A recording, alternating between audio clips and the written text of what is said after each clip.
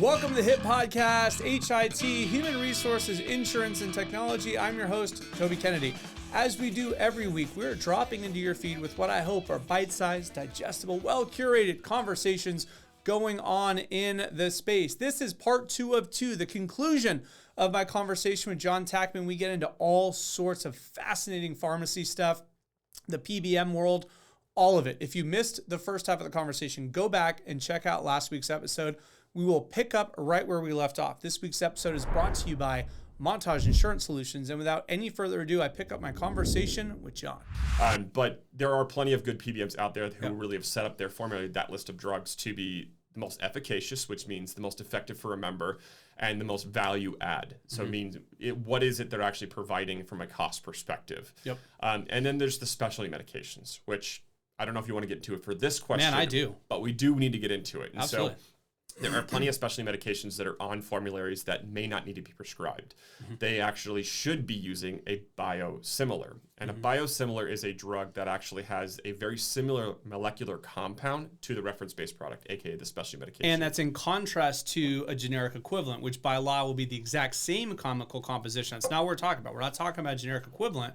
We're talking about, hey, people have put together sort of recipe A, for lack of a better word, but recipe B does inside of the body a lot of the same stuff, and it might be a much less expensive avenue to hoping to have the body react in the way that the drug was intending to have the body react. Yes, correct. I mean, it could be as similar as one wine varietal versus another, right? They could both be reds. They could both, have the same taste, but they might be slightly different.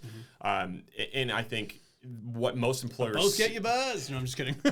Both definitely get the accomplishment done, right? I think at the end of the day, the specialty medications, though, in the biosimilars, if you're not exploring the biosimilars first, or if you're having to use a PBM who has their biosimilar brand. Is Humira a good example? Humira is the best example. Okay, so Humira might be one of the most, if not the most, one of widely prescribed drugs in history. The most profitable drug of all time, $400 billion, Correct. I think is the number. Huge drug, and it's one of those that it's a 6-figure cost. Can be, yes.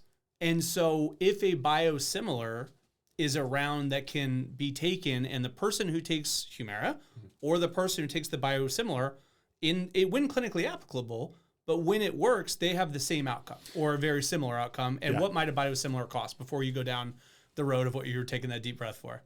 No, I think the biosimilar cost can be in the high hundreds, well under $1,000 for most biosimilars. Versus Humira, which could be 6 figures to $100,000. Well, that's annual, is 6 figures, and that's even at the high end of the annual. I would say that most monthly prescriptions for Humira should cost around $5,000 to $6,000, depending on the dosage per month, and the PBM per month before rebate. Okay, so about 70, 75. Oh God, let's get into rebates.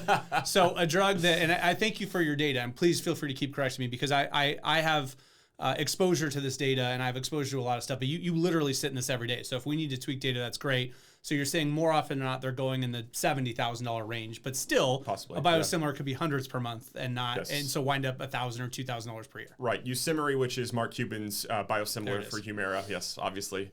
That is roughly around $630. For almost everybody on the market, because let's face it, the cost is out there.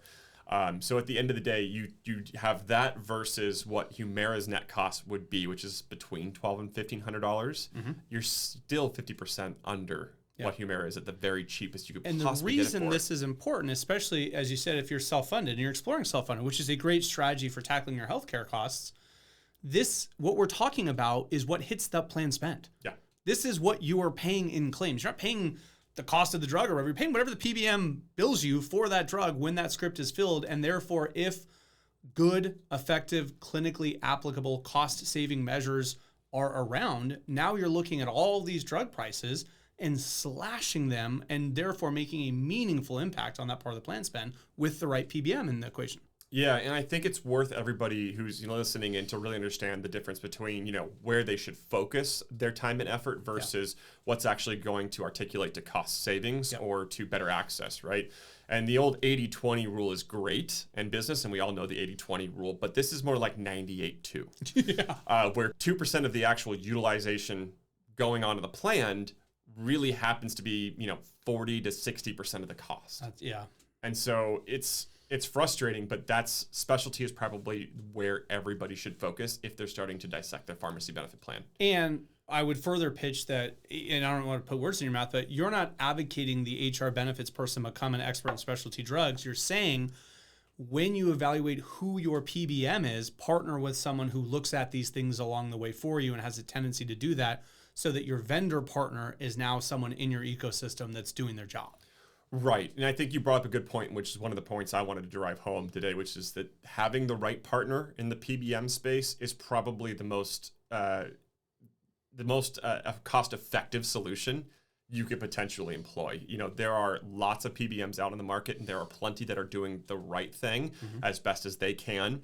But ultimately, if you're partnering with someone like MedOne, they're looking out for your behalf versus a large PBM like you said, Prime, CVS, et cetera, where they're looking out for their stock price. Right. They want to see that grow, and that's not where their focus is your employer groups. And we've talked about a couple of things that might be different. For example, the formulary, meaning what drugs am I steering the employee to? I want to unpack that a little bit, because if drug A is what was prescribed by the doctor and might even honestly be what's right for the employee, drug B is what the formulary steers them to. It's what is the lower cost copay for the employee. It's what at the point of pharmacy, the pharmacist will say, hey, the insurance makes me do this. It's like, well, it's actually the PBM making you do this. Right.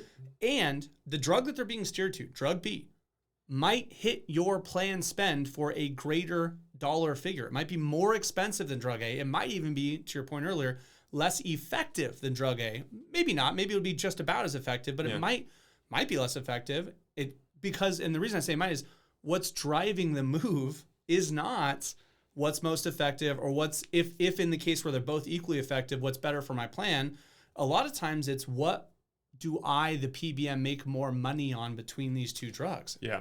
And that's how the formulary is formed. Right. In some cases. I would go one step further and actually define the difference between PBMs. Let's do it. So there are two different PBMs on the market today. There are traditional PBMs who make their money based off of maybe a small admin fee. They make them off dispensing fees, discounts, and rebates. They make a percentage of what they negotiate from manufacturers and pharmacies. That's where the term spread pricing comes from. In fact, spread is the difference, obviously, between what's reimbursed at the pharmacy and what's charged for the plan. That's a traditional model. There are well over 30 PBMs now on the market today that are the transparent or pass-through model. They're interchangeable terms, but transparency is unfortunately used too frequently and incorrectly in the industry. A full transparent or pass-through PBM should be able to provide you with whatever data on whatever claims that you want to see at the end of the day. They also should be looking out to build a formulary to incentivize members to take lower cost, equally as efficacious medications as they should, those higher, more specialized medications. We want to make sure that we're focusing in on the first step before the last step. And I'll get into rebates in a second. In both cases, the PBM needs to keep its lights on. It is performing a service. It is the connective tissue. So there needs to be money. In the first case, you talk about spread pricing, meaning the PBM is sort of secretly paying a certain amount and then billing the plan spend a different amount, which when Mark Cuban dragged this into the daylight, that different amount wasn't a couple bucks. There's examples of $28 drugs being billed for $10,000. So sometimes the spread was nuts in ways that if all you saw was your plan spend, you go, oh, Johnny filled a drug and it was a $10,000 drug. Not what the PBM paid. So that was the spread pricing model, right? And that's how they kept their lights on. The pass-through model you're talking about is we show you guys precisely what the actual drug cost was, and we keep our lights on via, as you mentioned, maybe a per employee per month, maybe a per dispensing. And then we can get in a conversation about the rebates. It keeps being like the elephant in the room that we'll get to in a sec.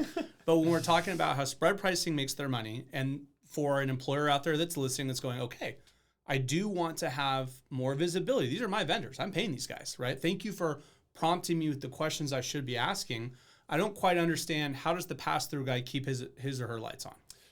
99% of the transparent PBMs that work with employer groups of all sizes in the market are charging what is a per member per month fee. You said PEPM, per employee per month. It doesn't matter. Those are interchangeable terms in a sense, right? One's the entire population, one's who you employ. Very easy to transfer the semantics there, but they get paid usually on a per member basis versus a volume and a cost of scripts versus that traditional model. Sometimes there'll be a cost share savings fee. Hey, if we perform this task for you and help you save X amount of money, can we, help that program, still run? Let's face it, with some shared savings. And if it's $10,000 and you end up giving that per PBM $1,000, that's sort of a win in a lot of situations. And we can get to the semantics of that, further down. So when we get to a spot where we're charging a flat fixed PM per member per month, or whatever, like you said, per belly button per month, however we want to drill that down, and not caring either drug, like, hey, if the pharmacy billed me $50, I show you the $50. They billed me $75, I show you the $75. Like, you're going to see exactly now.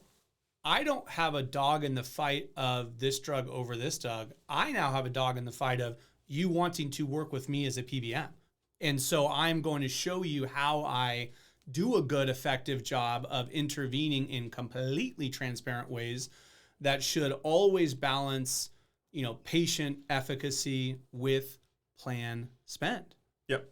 And you said it very eloquently. I think that the PBM should be working on the employer's behalf and should have no incentive to the price of the drugs and the volume of drugs, because ultimately the most costly drug is in fact the drug that didn't need to be taken at all. Sure. There are so many times I advise friends and family, I'm like, do you really need to be on that drug, or could you solve that with diet and exercise? Yeah. And the answer is always, well, the doctor says I need it. And that's great. I'm not a medical professional. I want to state that very clearly.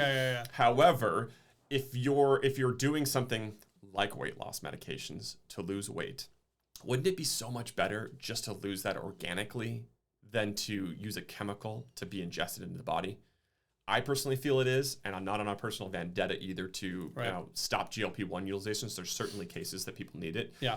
However, I'm a big advocate of trying to solve the problem first before intervening with some sort of chemical compound. Sure. And that maybe is a little bit of like John's brand, and that's fine. I appreciate you like separating, like, hey, I'm not a doctor, but on the topic, because we're talking about formularies, we're talking about like specialty biosimilars.